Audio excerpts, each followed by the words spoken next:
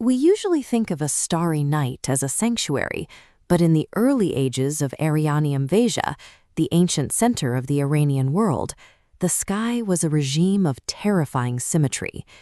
The heavens maintained an unnatural calm, locked in an unbroken cosmic order. The enforcers of this rigid sky were the 7 daughters of the moon spirit. They offered no maternal warmth. They watched over the earth with a predatory, cold light, enforcing an unyielding celestial hierarchy. That celestial hierarchy mirrored a very real terrestrial tyranny. Down on Earth, humanity groaned under the weight of Zahak, the Serpent King, a ruler corrupted by the god of darkness, Ahriman. The population endured the slaughter of their children because they had been conditioned to believe it was necessary. They accepted this cold, magical subjugation as a frequency of submission, believing total obedience was the only thing preventing the world from falling into chaos. Down in the city of Isfahan, where the air tastes of salt and iron, lived Kaveh the Blacksmith. He was a pious commoner who had already lost 16 of his sons to the Serpent King's ritual necessity. When his 17th and final son was summoned for sacrifice, the blacksmith reached his limit. He abandoned passive grief for active, unyielding defiance. Kaveh retreated to his forge and began to listen. He noticed how the silver hum of the moon spirits vibrated through the metal on his anvil. He realized the magic of the gods wasn't a moral truth. It was a physical vibration, a frequency that could be struck, shaped, and ultimately countered. If the gods' power was a rhythm, it could be broken by a better one.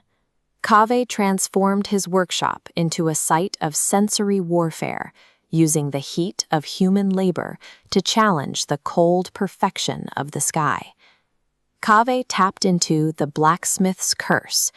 Iron is often called the bones of the earth, and it possesses a natural, resonant power capable of warding off celestial magic.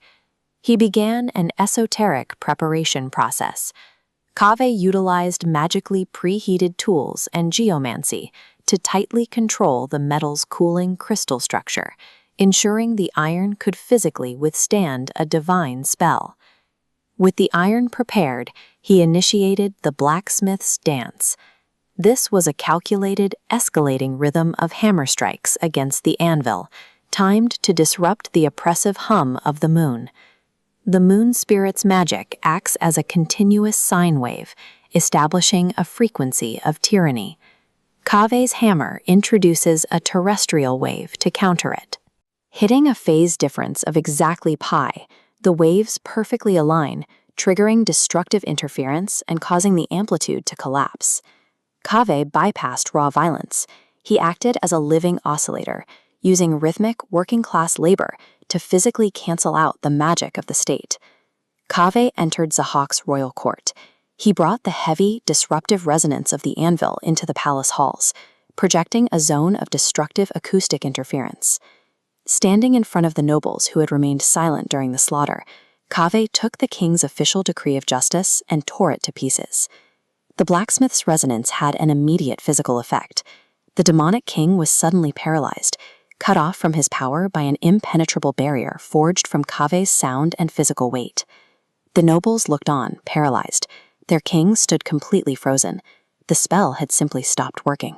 To mobilize the public, Kaveh took off his soot-stained leather work apron, tied it to a spear, and raised it as a war banner. This apron became the Derafsh Kaviani. Its colors of red, yellow, and violet represented fire, the sun, and the deep night, offering an unwavering focal point for a populace that had finally found its courage. The uprising marched to the Alborz Mountains. Here, Kaveh's working-class army forged an alliance with the young Faradun, a man who possessed the hidden royal lineage of Duralm. To build lasting, legitimate sovereignty, society requires 2 vital components. You need the kingly glory of established institutions, but those institutions rely entirely on the artisan's iron, the power and consent of the people. The combined forces laid a final siege on Zahak's castle. The kinetic force of Kaveh's iron axe, backed by the unity of the people, shattered the tyrant's 12 protective locks. The Serpent King met a deeply ironic fate.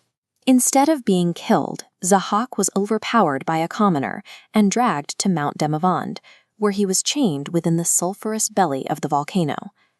Terrestrial tyranny of that magnitude cannot simply be executed. The corruption of Ahriman must be eternally contained, guarded by the raw sonic fire of the earth itself. Kaveh's victory rippled upwards into the stars. Stripped of authority and shamed by their indifference, the 7 daughters of the moon spirit were forced to retreat, shrinking back into the deep void. Those once oppressive celestial enforcers were transformed by the event.